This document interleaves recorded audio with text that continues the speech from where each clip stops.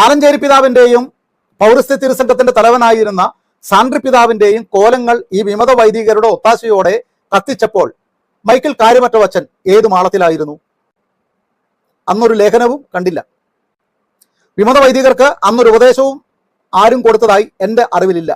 Social media വഴി സഭാപിതാക്കന്മാരെ കല്ലെറിഞ്ഞ് സമൂഹ മധ്യത്തിൽ അവരുടെ നഗ്നത അനാവൃതമാക്കുന്നത് പോലെ സഭയുടെ ഔദ്യോഗിക മാധ്യമങ്ങൾ തന്നെ ഉപയോഗിച്ചുകൊണ്ട് ഇവിടെ വിമത വൈദികർ അഴിഞ്ഞാടിയപ്പോൾ മൈക്കിൾ കാര്യമറ്റവച്ചൻ എവിടെയായിരുന്നു? പിതാക്കന്മാരെ തല്ലിയും ഭീഷണിപ്പെടുത്തിയും അവരുടെ കാറുകൾ തടഞ്ഞും അൽമായ ഗുണ്ടകളെ വിട്ട് വൈദികർ ഇവിടെ കൊട്ടേഷൻ സംഘങ്ങൾ ഉണ്ടാക്കിയപ്പോൾ, തെറിപ്പാട്ട് സംഘങ്ങളെ അണിനിരത്തിയപ്പോൾ അച്ഛൻ ഏത് പാതാളത്തിലായിരുന്നു?